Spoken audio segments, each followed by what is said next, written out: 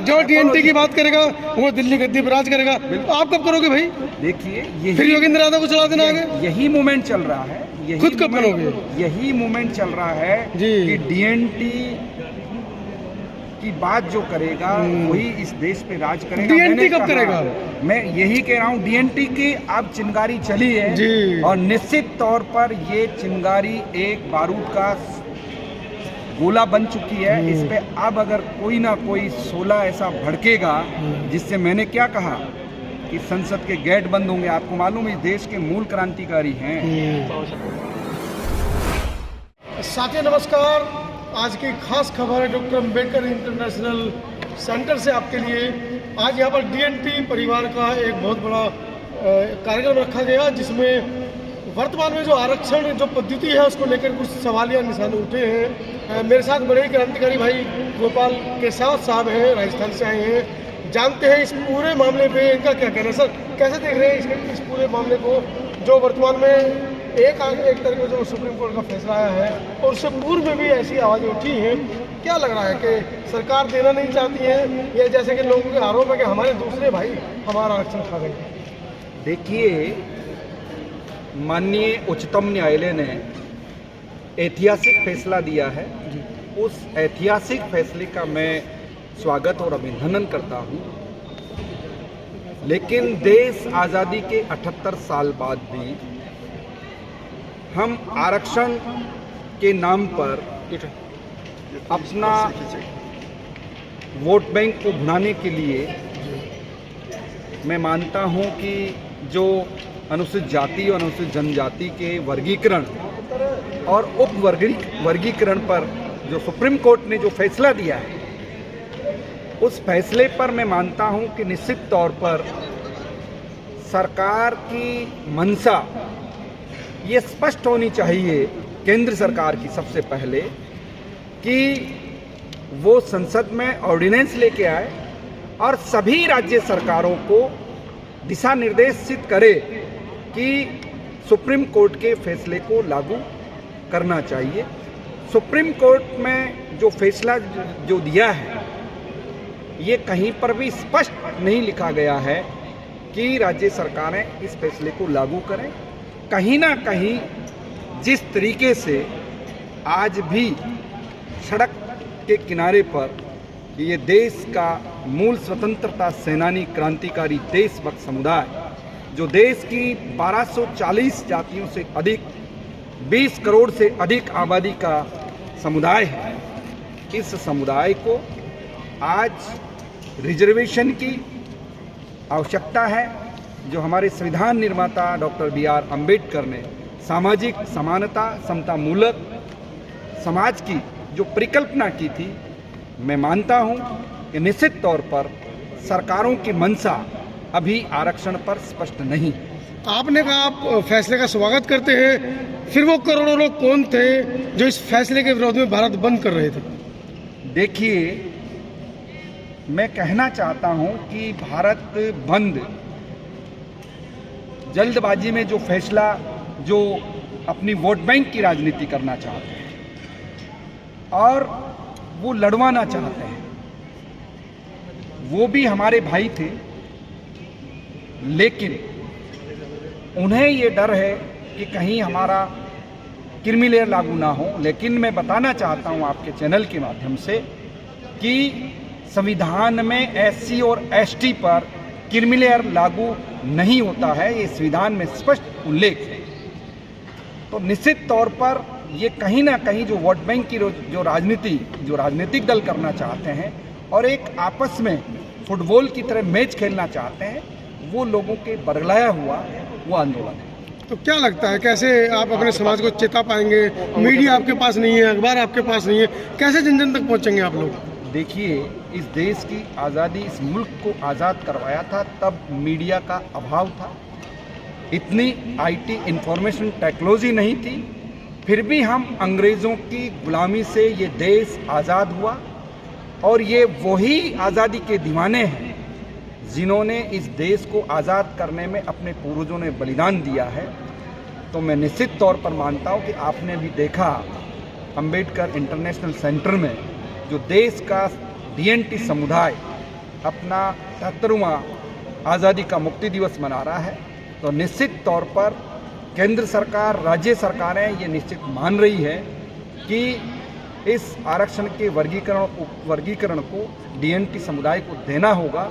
और मैं आपके चैनल के माध्यम से ये कहना चाहता हूँ कि सुप्रीम कोर्ट के फैसले का हम सब लोग स्वागत कर रहे हैं, लेकिन क्या हमारे देश के प्रधानमंत्री जी इस बात को स्वीकार करेंगे? और वो मन की बात तो करते हैं, क्या इस देश के रेनके कमीशन की रिपोर्ट को लागू करने के लिए संसद में ऑर्डिनेंस पास करेंगे? ये एक बहुत बड़ा प्रश्न चिन्ह। आपको नहीं लगता एक तरफ डीएनटी समाज हो गया, एक तरफ डीएससी समाज हो गया, मतलब वाल्मीकि समाज के साथ कुछ जातियां हैं, वो अपना विरोध कर रही हैं, आप अलग विरोध कर रहे हैं, तो कैसे फिर एक होंगे? देखिए, वाल्मीकि, डीएनटी, एससी, एसटी और डीएनटी कौन है? हम सब भाई हैं जी। डीएनटी को अलग अलग एससी, एसटी, ओबीसी तमाम वर्गों में बांटा गया, लिस्टेड नहीं है, जो अभी आपने सुना होगा, मैंने भी बोला है, हमारे और भी वक्ताओं ने बोला है। तो निश्चित तौर पर आज आरक्षण की अगर कोई सख्त आवश्यकता है इस देश के अंदर, अगर हम ये चाहते हैं कि सामाजिक न्याय, सोशल जस्टिस अगर हो, वो डीएनटी समुदाय के साथ होना चाहिए। अच्छा, चंद्रशेखर लगातार संसद में आवाज़ उठा रहे हैं, आपके समाज की भी, एससी, एसटी, ओबीसी, माइनॉरिटी सभी समाज की आवाज़ उठा रहे हैं, खासकर सफाई कर्मचारियों के ऊपर उन्होंने 2-3 बार वहाँ प्रश्न चिन्ह भी उठाए हैं सरकारों पर। अब 11 तारीख को दिल्ली बंद कर रहे हैं और उन्होंने समर्थन भी किया था 21 तारीख के भारत बंद का, उस पर आपका क्या कहना है? देखिए, मैं मानता हूं कि निश्चित तौर पर अगर चंद्रशेखर जी ने हमारे इस देश की सबसे बड़ी महापंचायत में आरक्षण पर प्रश्न उठाया है, तो निश्चित तौर पर वो जनप्रतिनिधि है और आरक्षण पर चंद्रशेखर जी ही नहीं, मैं मानता हूं कि हमारे 545 जो सांसद हैं, उन सांसदों को इस देश के 20 करोड़ डीएनटी समुदाय के वोट से आए हैं जी। ऐसे कई चंद्रशेखरों को संसद में बोलना चाहिए। और निश्चित तौर पर डीएनटी समुदाय को अगर आरक्षण नहीं मिलेगा तो प्रदेश भी बंद होंगे, भारत भी बंद होगा, और हम वो लोग हैं, वीर योद्धा समुदाय के लोग हैं, हम संसद के गेट बंद करना भी जानते हैं। अर्थात सांसद पहुंचता किससे है? वो वोट से पहुंचता है। 73 साल हो गए आपको आज़ादी के, एक राष्ट्रीय नेता नहीं है आपके पास। 73 साल ये बोल रहे हैं आपके सामने, आज कितने लोग वक्ता बोल रहे हैं? नेता राष्ट्रीय स्तर का एक नहीं बना पाए आप, लेकिन कैसे लड़ेंगे? निश्चित तौर पर आपको राष्ट्रीय नेतृत्व आपको देखने को मिलेगा, और ये जो मूवमेंट है ये आपको राष्ट्रीय लीड करता हुआ दिखाई देगा। आप थोड़े कहीं नहीं, राजनीति करने के लिए लोग आते हैं, भीड़ इकट्ठी करते हैं, अपने घर जाके सो जाते हैं। वोट बैंक की अब आपको मैं क्या आप दूसरे के वोट बैंक पर प्रश्न चिन्ह लगा रहे हैं, आपके खुद के लोग वोट बैंक के लिए काम कर रहे हैं। देखिए, डीएनटी का हमेशा वोट को राजनीतिक दलों ने अपनी कुर्सी हासिल करने के लिए प्रयोग में लिया। कब जाओगे संसद में? आप कब जाओगे संसद में भाई? यही तो कह रहे हैं ना कि संसद में हमारे जैसे लोगों को जो डीएनटी की बात करेगा वो संसद में राज करेगा। आप कब करोगे? आपको वर्ग लाके दुनिया भर के लोग पहुंच गए आगे, आप कब करोगे? नहीं है, आपने मेरा अभी संबोधन सुना जी, बड़ा क्रांतिकारी था। इस देश के 2 राजनीतिक दलों पर मैंने टिप्पणी की है, और मेरे उस स्पीच को आप उन दोनों प्रमुख दलों के नेताओं से बात करिएगा, वो आपको जवाब देंगे। अभी योगेंद्र यादव जी आते, बड़ी मीठी मीठी बातें करके चले गए, आप सब लोग उनके वोट दे दोगे? आपके समाज का कब बनेगा? योगेंद्र यादव जी सोशल एक्टिविस्ट नहीं, मैंने कहा ना, जो डीएनटी की बात करेगा वो दिल्ली गद्दी पर राज करेगा। आप कब करोगे भाई? देखिए, फिर योगेंद्र यादव को चला देना आगे। यही मूवमेंट चल रहा है, खुद कब बनोगे? यही मूवमेंट चल रहा है कि डीएनटी की बात जो करेगा वही इस देश पे राज करेगा। डीएनटी कब करेगा?